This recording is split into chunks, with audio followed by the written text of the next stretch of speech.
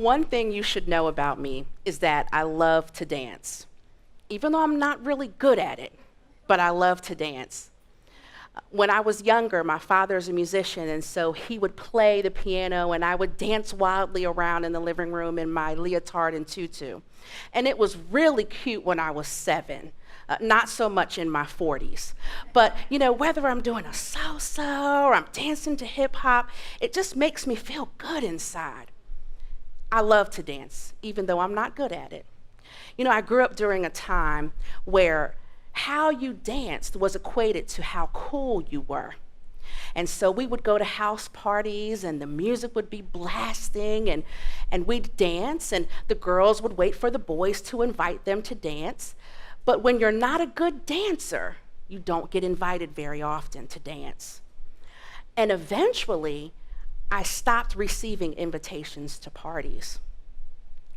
It's taken me 30 years to realize that I was putting my own sense of belonging into the hands of others because I was waiting to be invited to the dance instead of just letting loose and having a good time.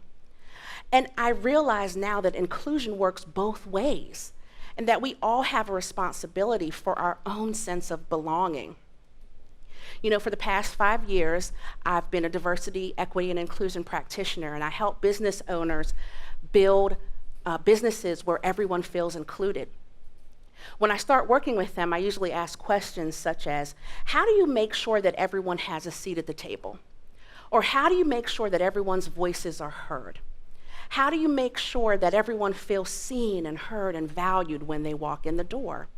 And those are great questions, but they still focus on others. So let's turn that around. How do you make sure that you get a seat at the table? How do you make sure that your voice is heard? How do you make sure that you feel seen and heard and valued when you walk in the room?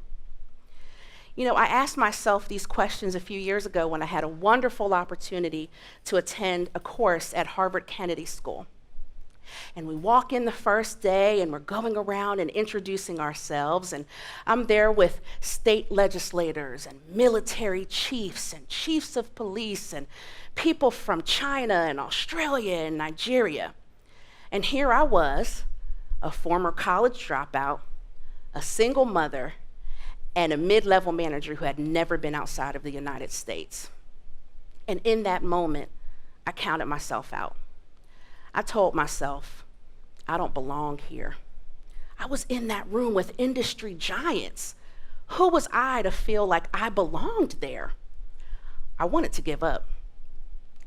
That evening, I called my best friend and I was telling her how I was feeling, and she said to me, why do you need others to make you feel like you belong? Why do you need others to make you feel valued? And I really thought about that, and she was right. Since the time I was a teen waiting to be asked to dance, I had been waiting for people to make me feel like I belonged. And I decided in that moment, no more. I said, from this point, I'm going to take control of my own sense of belonging. And I wanted to give it a name, and so I called it self-inclusion. So what is self-inclusion? That is, instead of where you're reaching out your hand to include others, which is extremely valued, you are also reaching out your hand and saying, include me, see me, hear me, value me. And so that's what we're going to talk about. It's time to flip the script on inclusion, right? There is value in including others, but there is also value in emphasizing the I and making sure that you are including yourself. What I want you to hold into your heart as we talk about this topic are 3 words. I belong here. I belong here. So how do we do that? There's 3 steps. Step 1, insist on your own belonging. Shirley Chisholm once said, we must not only reject the stereotypes that others have of us, but also the stereotypes that we have of ourselves. When I was in that Harvard class, I was telling myself that I didn't deserve to be there. So what is the story that you're telling yourself? Are you telling yourself a story of exclusion or inclusion? I encourage you, change that narrative and insist that you belong there.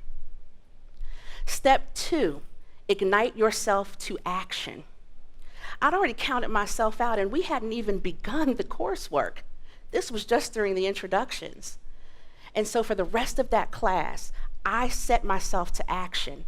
I did the readings, I did the homework, I participated in class, I showed them my skills, and guess what? I deserved to be there. I belonged there. They were right when they admitted me to that course, but I didn't realize that until I ignited myself to that action. And finally, step 3, which I think is the most important, clarify the impact you make when you walk into a room. How do you do that? You want to embrace those things about you which make you unique. I'm extremely sensitive. I am that friend who cries at Hallmark commercials, okay? And I used to hate that part of myself. But I now realize that is a strength. And I realize that helps me connect with other people. So in that class, we were talking about some very difficult topics, some very sensitive things. But because of the way that I was built, it helped me form connections that I still have with those same people that I was originally intimidated by. So if I could challenge you to do one thing, I would say anytime you walk into a room, ask yourself, what is the impact that I can make in this space? Because guess what? I couldn't have gone to that state legislator's office and done his job. I couldn't have gone to the general's office in Maryland and done her job. But I can do this one, and I can do it to the best of my ability. Why? Because I belong here, and not because anyone has invited me, but because I've invited myself.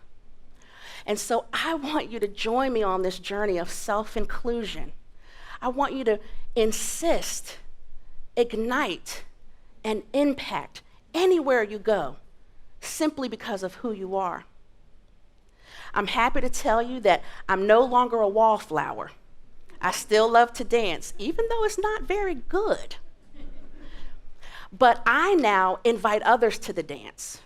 As a matter of fact, when I do speeches, I usually dance on stage and I encourage my audience to dance with me.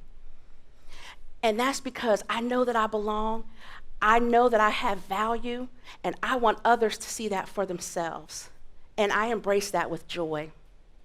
And as a matter of fact, I'm going to dance off stage today. Thank you.